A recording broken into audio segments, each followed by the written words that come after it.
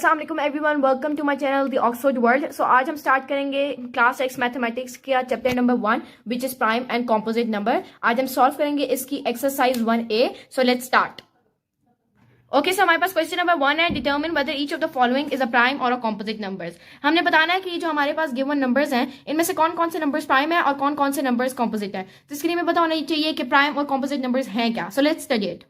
Okay, so prime numbers are the numbers having two factors, one and itself. ऐसे numbers जिनके हमारे पास सिर्फ दो factors आ रहे हैं। कौन कौन से? one and itself. For example, हमारे पास एक नंबर है 5। अगर हम इसकी फैक्टर्स बनाएं तो 5 किस किस से डिविजिबल है? 5 1, एक हमारे पास 1 फैक्टर आ गया। 5 को 1 से डिवाइड करें तो 5 एक होल नंबर में ही आंसर आ रहा है। 5 को अगर हम 2 से डिवाइड करें तो नहीं, हमारे पास होल नंबर में आंसर नहीं आ रहा। तो इसी तरह 5 को अगर हम 3 से डिवाइड करें, 4 से डिवाइड करें, हमारे पास आंसर नहीं आ रहा। लेकिन अगर हम 5 को 5 से डिवाइड करते हैं तो हमारे पास आंसर 1 आ जाता है। तो इससे हमें प्रूव हो रहा है कि हमारे पास 5 के सिर्फ दो फैक्टर्स बन रहे हैं। कौन कौन से?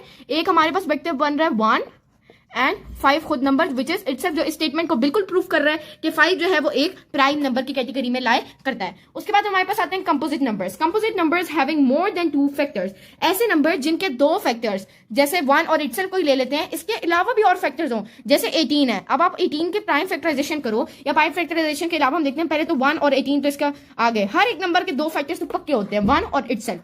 उसके बाद जब हमने 18 को 2 से डिवाइड किया तो 2 1s are and 2 9s are, तो 2 भी एक फैक्टर है 18 का। तो 18 के हमारे पास 1 18 और हमारे पास कितने फैक्टर्स आ गए? 3 फैक्टर्स आ गए, जो इस स्टेटमेंट को प्रूफ कर रही है। तो इसका मतलब है कि हमारे पास 18 एक कंपोजिट नंबर्स है। तो इसी कॉन्सेप्ट को लेकर अब हम सॉल्व करेंगे एक्सरसाइज। ओके, सो हमारे पास पहला पार्ट है 87। हमने बताना है कि क्या ये प्राइम नंबर्स की कैटेगरी में लाई करता है या तो कॉम्पोजिट नंबर। सो बेसिकली जो अभी आपको मैंने एक छोटा सा फॉर्मूला या कह सकते हैं एक छोटी सी बेसिक है कि प्राइम नंबर्स कौन से नंबर्स हैं जिनके सिर्फ दो फैक्टर्स हैं, और वो दो फैक्टर्स ऐसे फैक्टर हैं जो हर किसी के होते हैं। कौन कौन से? 1 एंड इटसेल्फ।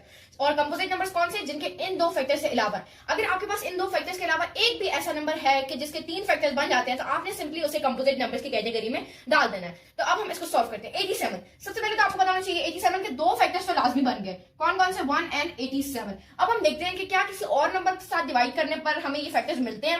तो अगर आप देखो तो ये 87 को अगर हम डिवाइड करें 2 से तो तब भी डिवाइड नहीं होता, क्योंकि इसके लास्ट पर क्या है? एक ऑड नंबर है, और जब ऑड नंबर होता है तो तब हम 2 से डिवाइड नहीं कर सकते। ओके, अब सो ये 2 की कैटेगरी में तो लाई नहीं कर रहा। अब हम 3 में चेक करते हैं। 7 और 8 को हम प्लस करेंगे तो हमारे पास आंसर आता है 15। 15 जो है वो हमारे पास 3 की टेबल में आ रहा है। तो इसका मतलब है हमारे पास इसके 3 फैक्टर्स आ गए, विच इज 1 87 एंड 3। तो ये हमारे पास क्या हो जाएगा? एक कंपोजिट नंबर हो जाएगा।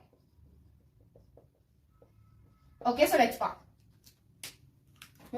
ओके, सो हमारे पास सेकंड पार्ट है 67। अब हम ये इसको भी चेक करते हैं कि क्या ये प्राइम है या कॉम्पोजिट नंबर है।